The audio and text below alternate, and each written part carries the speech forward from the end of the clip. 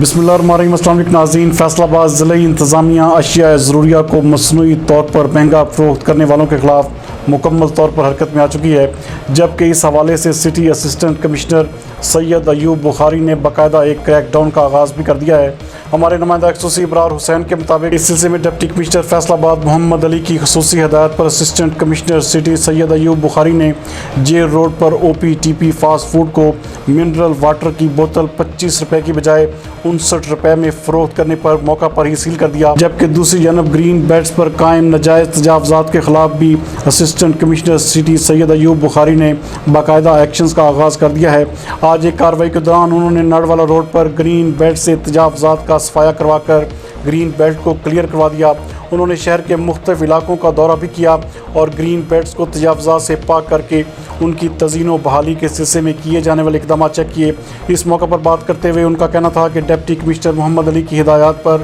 Green belts کو ان کی اصل شکل میں بحال کیا جا رہا ہے، تاکہ نہ صرف شہریوں کو خوشگوار ماحول میسر آئے بلکہ علاقائی خوبصورتی بھی واضح ہو۔ ان کا مزید کہنا تھا کہ تمام گرین بیلٹ سے تجاوزات کا صفایا ہر صورت میں یقینی بنایا جائے گا۔